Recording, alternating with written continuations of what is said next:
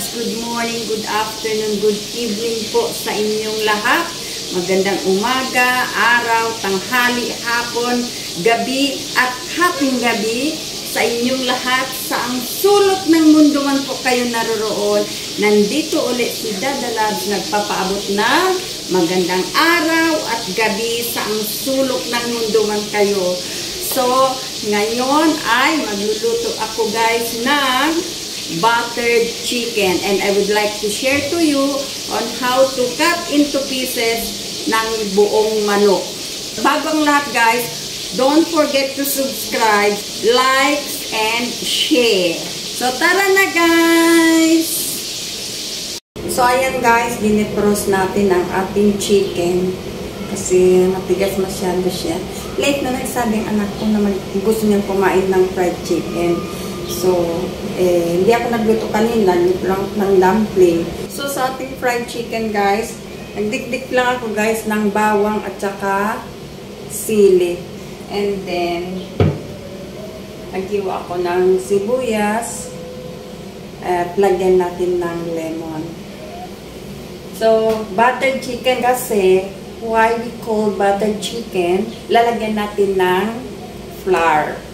Flour with spices.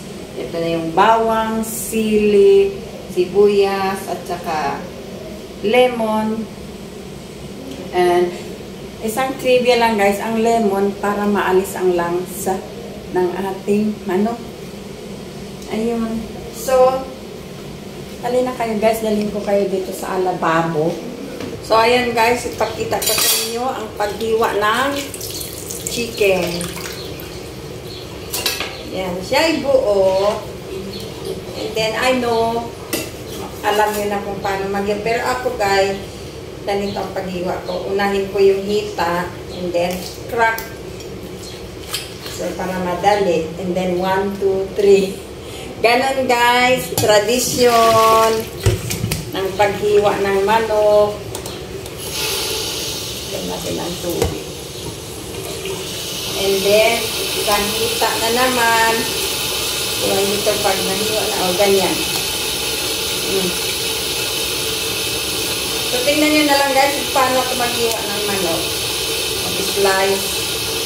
Mag-pieces. Pag nahiwa ko yan guys, tinatap ko dito sa into 3 times. 1, 2, 3. Bago ko alisin yung then, yung tumbong niya. Yan. Yan. Tingnan nyo guys. And then, dito.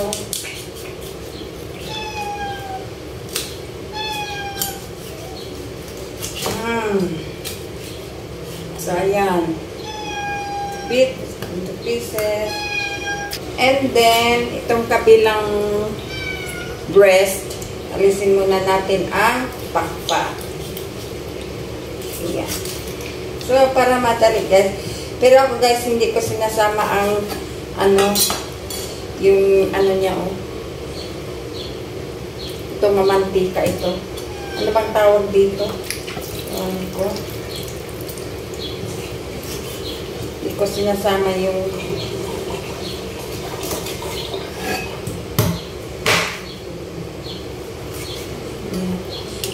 ano natin ito guys, iba-butter chicken natin, piprituhin natin sa lagyan natin ng flour at saka mga spices pang lasa.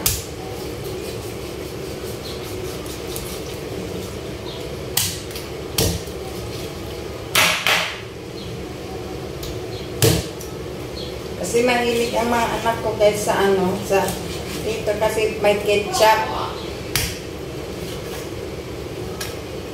Yan. Dalian lang.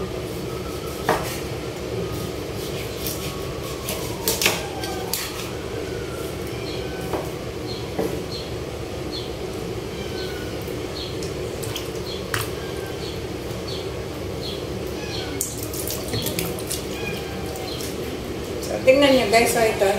Alis ito. Kasi fats pala. Nandito naman tayo ang malimutin.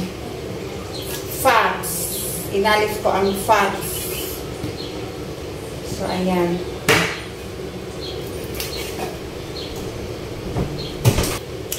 So, ayan. And then, naka-ready na guys yung halo natin dito para madali. Ayan, oh. Tingnan nyo guys ang mga fats.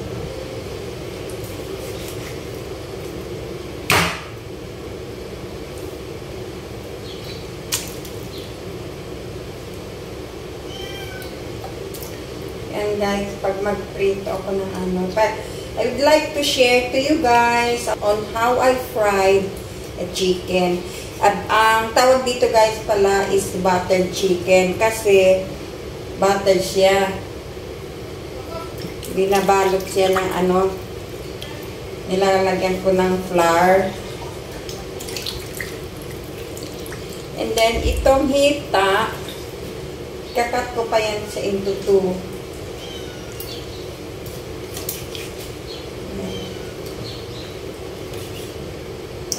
So, inaalis ko yung balat na hindi naman alisin ko lahat, basta kung ano yung nakalampas ganon.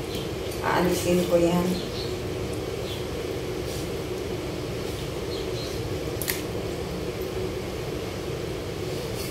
Yan. And then ito, hatian ko pa yan ng dalawa.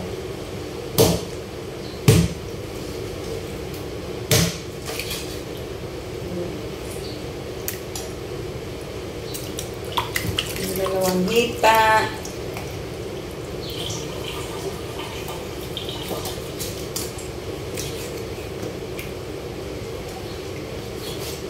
So, ayan, alisin naman natin yung nakabitan na fats. Hindi ko naman babalatan, guys. Nandiyan naman ang balat. Pero yung nakaano lang, oh, nakabita lang kasi may fat siya. Ayan. And then ito.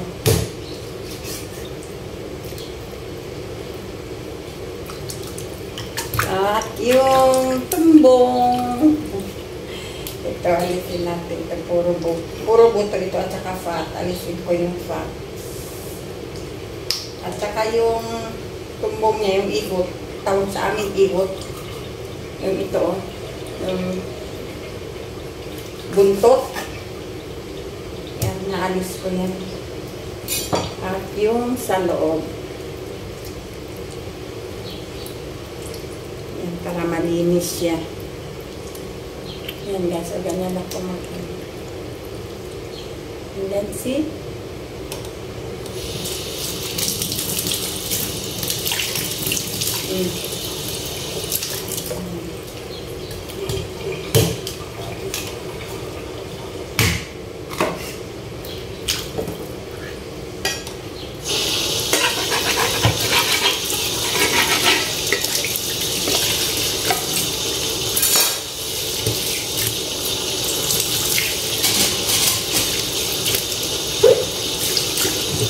Kaya gusto kong guys dito sa may lababo maghiwa-hiwa ng kung ano-ano.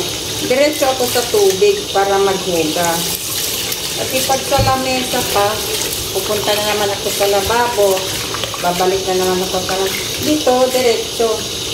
Saka yung kamay ko, nakapaghugas ako agad.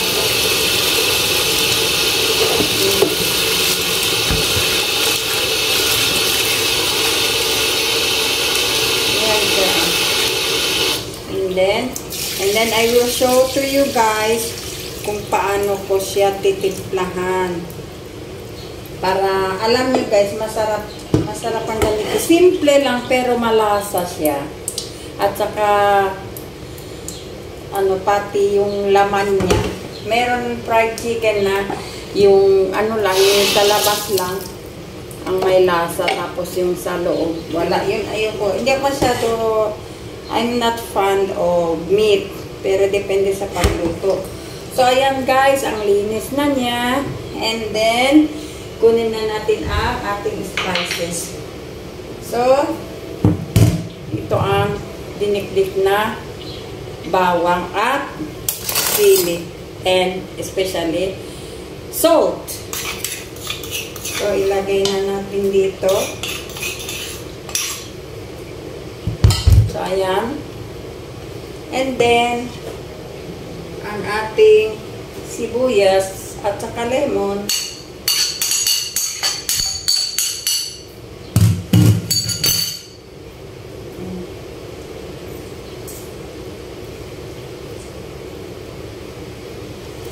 Pinalis ko yung buto kasi pag hinalo natin dyan ay papait siya.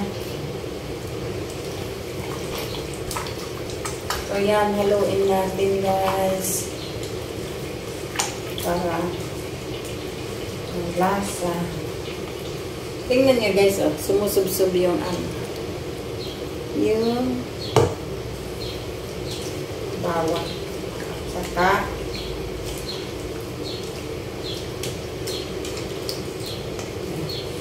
makikita natin na mag-iba ang ano niya kasi sumubsub na yung ano yan. And then, kukunin natin yung kunin ko guys yung suka. So, ayan, lalagyan natin ng suka. Mga 1, 2, 3 lang guys para may lasa-lasa siya.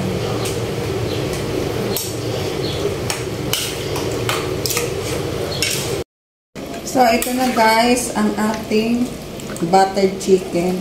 So, nilagyan natin ng bawang, sili, asin, sibuyas, at saka lemon, at konting suka. So, ayan.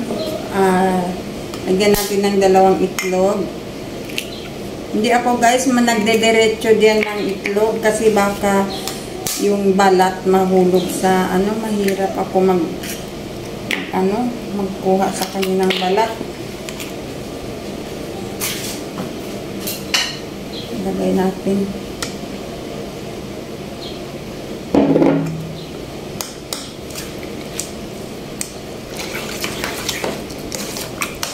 Ayan, tingnan nyo guys. Sumusubsub yan sa paghalo-halo natin. Sumusubsub na yung laman, yung lasa sa laman. And then, lagyan natin ng, wala akong cornstarch, but I prefer, flour. So, tansya-tansya lang guys ang flour. Hindi ako masyado nagpararami. Para lang siya ma-buttered siya. Medyo matubig-tubig siya.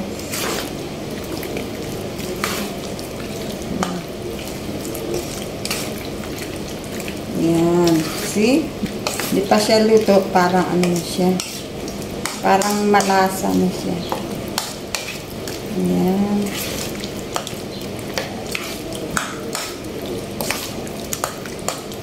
Nagdagan ko ng konting flour kasi medyo malabnaw-labnaw siya.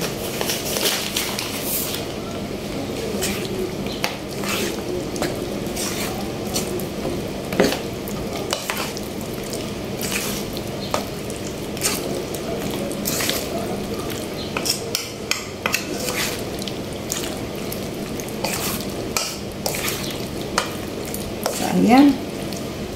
Ayan na guys, ang ating ready to cook na ang ating buttered chicken. So, ayan guys, mainit na ang kawali natin. So, huhulog na tayo guys. So, ayan, hulog na natin.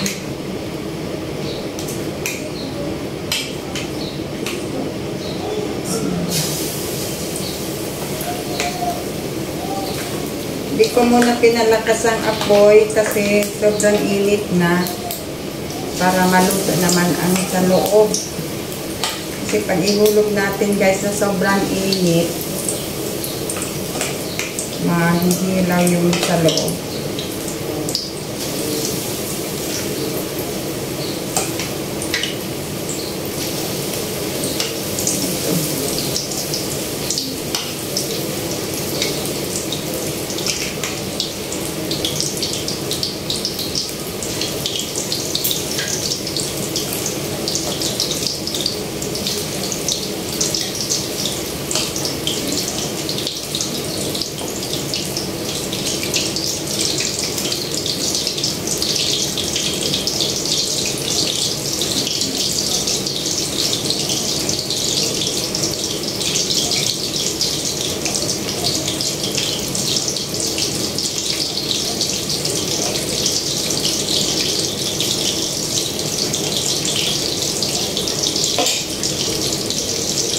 lakasan na natin ang apoy.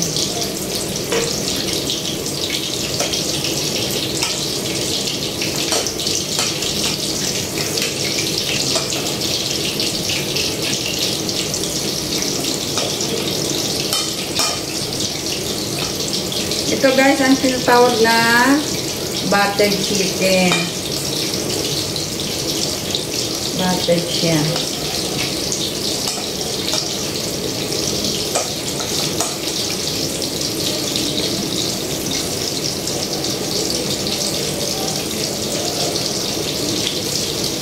So, ayan.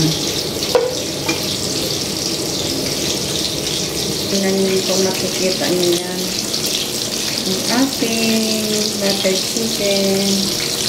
So, ayan. Hintayin na lang natin maluto. So, ayan guys. Nagluluto na tayo ng ating buttered chicken. And it's weekend. It's Friday. So, walang work. Wala tayong pasok ngayon. So, luluto tayo ng buttered chicken for our lunch. So, ayan na guys ang ating buttered chicken. Yes. So, ayan na guys ang ating buttered chicken. So, ilagay na natin dito.